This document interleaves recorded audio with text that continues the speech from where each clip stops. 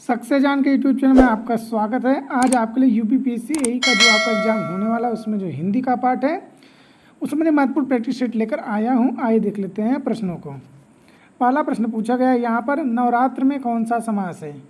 तो समास से एक प्रश्न जरूर आएगा, ये तो आपको पता ही होगा, सिलेबस में आपके दिया भी गया है। तो आपको बताना नवरात्र में कौन सा समास है। ऑप्शन आपके बहुब्रीहि, द्विगु, कर्मधारय या फिर द्वंद्व समास। तो आपको पता होना चाहिए नवरात्र, यहाँ पर देखिए 9 संख्यावाची शब्द दिया गया है। तो आपको पता होना चाहिए जहाँ पर संख्यावाची शब्द होते हैं वहाँ पर आपका द्विगु समास होता है। ऑप्शन नंबर जो ख है वो आपका राइट है। देखते हैं अगला प्रश्न। दूसरे प्रश्न की बात करें, पूछा निम्नलिखित में से देशज शब्द को चुनिए। तो देशज शब्द आपको बताना है, आपका कर्म है, गड़बड़ है, परिवार है और किशन है। इसमें से कौन सा शब्द ऐसा है जो देशज रूप में प्रयोग किया जाता है या फिर बोलचाल की भाषा में देशज रूप में प्रयोग किया जा रहा है।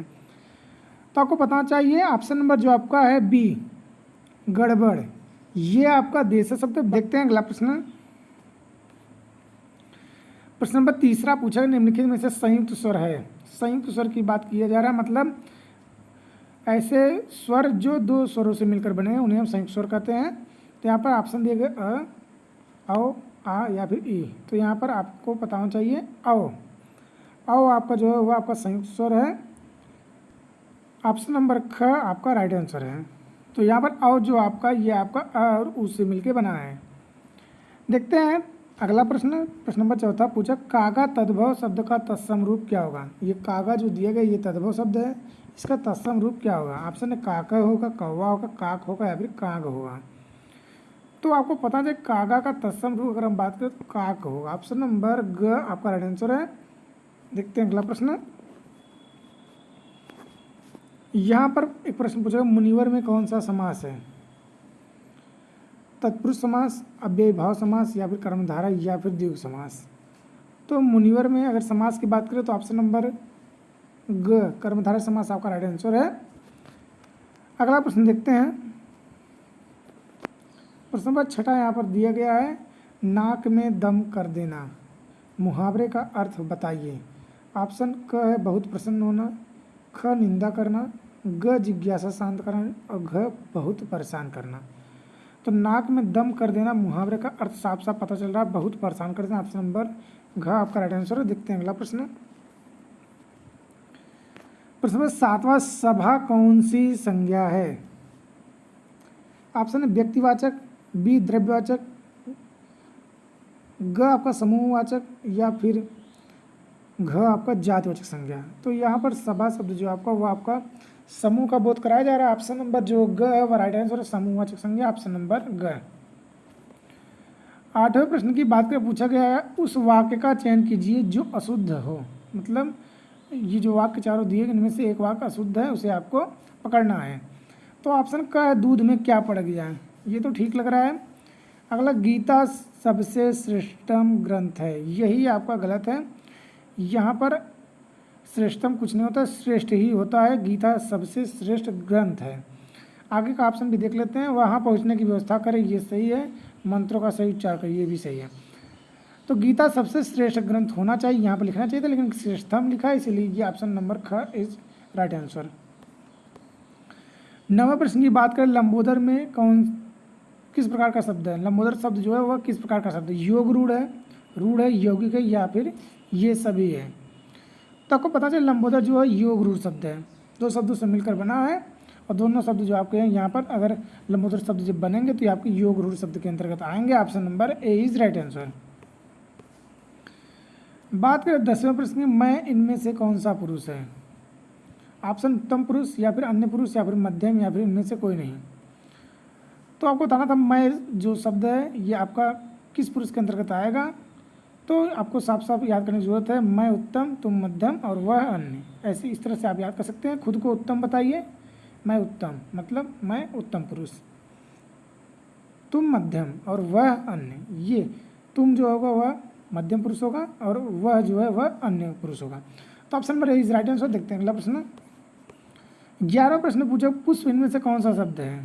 पुष्प की बात करें, ऑप्शन तत्सम या देशज, विदेशज या फिर तद्भव। तो पुष्प आपको पता चाहिए ऑप्शन नंबर ए तत्सम शब्द है, option number is right answer. देखते हैं अगला प्रश्न।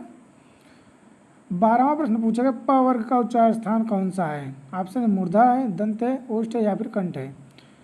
तो प वर्ग का उच्चार स्थान आपको बताना चाहिए। उपपद्मनिया नाम ओष्ठ, option number C is right answer. ओष्ठ आपका उच्चार स्थान है। देखते हैं अगला प्रश्न। 13वां प्रश्न, गोल इनमें से कौन सा विशेषण है। परिमाणवाचक विशेषण, इनमें से कोई नहीं, सर्वनामिक विशेषण या फिर गुणवाचक विशेषण। तो गोल, यहाँ पर आप देखिए गुण, उसके गुण का बोध कराया जा रहा है। तो option number D is right answer, गुणवाचक विशेषण। देखते हैं अगला प्रश्न। प्रश्न नंबर 14, तुम जा रहे हो कौन सा काल है। वर्तमान काल, भविष्य काल, भूतकाल या इनमें से कोई नहीं। तो वर्तमान काल, option number A is right answer. देखते हैं अगला प्रश्न। प्रश्न नंबर 15, नाक कौन सा लिंग है। स्त्रीलिंग है, पुल्लिंग है, ए और बी दोनों या इनमें से कोई नहीं। तो नाक आपका स्त्रीलिंग, option number A is right answer. देखते हैं अगला प्रश्न। प्रश्न नंबर 16 है आपका, समास कितने प्रकार के होते हैं। 5 प्रकार, 9 प्रकार, 6 या फिर यहाँ पर 9 फिर से लिख दिया गया है। तो समास की बात करें, ऑप्शन नंबर सी, समास के 6 प्रकार होते हैं। कौन कौन से होते हैं। अव्ययी भाव समास, तत्पुरुष समास, द्विगु समास, द्वंद्व समास, कर्मधारय समास और बहुब्रीहि समास। ये आपके 6 प्रकार हैं समास के। प्रश्न नंबर 17 पूछा कि निम्नलिखित में कौन सा इच्छा का पर्यायवाची शब्द नहीं है। इसमें से कौन सा शब्द जो इच्छा का पर्यायवाची नहीं रखता। स्पृहा, लिप्सा, कामना, ये तीनों तो रखते हैं। यातना जो आपका ये तो प्रताड़ना से संबंधित है। Option number C is right answer. इच्छा का पर्यायवाची नहीं है यातना। 18 प्रश्न, दोपहर में कौन सा समास है। बहुब्रीहि है या फिर तत्पुरुष या कर्मधारय या फिर द्विगु समास। तो दोपहर संख्यावाची शब्द है, सिंपल सा प्रश्न है, उत्तर आपको आना चाहिए। द्विगु समास is right answer, option number D. देखते हैं अगला प्रश्न। प्रश्न नंबर 19 है, मैं आज नहीं पढ़ूंगा कौन सा वाक्य। आज्ञावाचक, निषेधवाचक, संकेतवाचक या फिर विधिवाचक। तो मैं आज नहीं पढ़ूंगा ये आपका निषेधवाचक वाक्य है, option number B is right answer. देखते हैं अगला प्रश्न। प्रश्न नंबर 20 आपका, ओह यह पिट ही गया, ये कौन सा वाक्य है। संकेतवाचक वाक्य, विस्मयवाचक वाक्य, विधिवाचक वाक्य या फिर यहाँ पर फिर से रिपीट हो गया है। तो आपको बता दें, ओ ये पिट गया, ये आपका विस्मयवाचक वाक्य है। जहाँ पर इस प्रकार के चिन्ह का प्रयोग हुआ हो, इस प्रकार के, तो आपके विस्मयवाचक वाक्य होता है। Option number B is right answer. देखते हैं अगला प्रश्न। प्रश्न नंबर 21 है, छत्र और ज्ञ ये तीनों कौन से व्यंजन है। तो आपको पता चाहिए। ऑप्शन है संयुक्त व्यंजन, तवर्गी व्यंजन, उस व्यंजन इनमें से कोई नहीं। तो छत्रज्ञ आपके संयुक्त व्यंजन है। एक और होता है श्र, संयुक्त व्यंजनों की संख्या है 4, छत्रज्ञ और श्र। देखते हैं अगला प्रश्न। प्रश्न नंबर 22 है, स्वर्ग प्राप्त कौन सा तत्पुरुष समास है। ऑप्शन है कर्म तत्पुरुष समास या फिर संप्रदान तत्पुरुष समास या फिर संबंध तत्पुरुष या फिर कर्ण तत्पुरुष।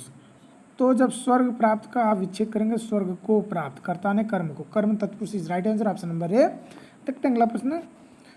प्रश्न नंबर 23 है, विशेषण कितने प्रकार के होते हैं। तो ऑप्शन है 8 या 4, 5 या फिर 2। तो विशेषण के प्रकार हैं 5, option number C is right answer. तो 20वां प्रश्न यहाँ पर पूछा, यथासंभव में कौन सा समास है। ऑप्शन है तत्पुरुष, कर्मधारय, अव्ययी भाव या फिर द्विगु समास। तो यथासंभव में आपको पता होना चाहिए अव्ययी भाव is right answer, option number C is right है। देखते हैं अगला प्रश्न। प्रश्न नंबर 25 और अंतिम, निम्नलिखित में कौन सा अशुद्ध शब्द है। ऑप्शन है साप्ताहिक, वाष्प, सिंदूर या फिर वीणा। तो आपको बता दें साप्ताहिक नहीं होता, साप्ताहिक होता है, option number A is right answer. तो ये रहा यूपीपीसीआई का जो आपका एग्जाम होने वाला है, हिंदी का भाग है दोस्तों। संबंधित महत्वपूर्ण प्रैक्टिस चैनल से जुड़े रहने के लिए अपडेट तक। जय हिंद।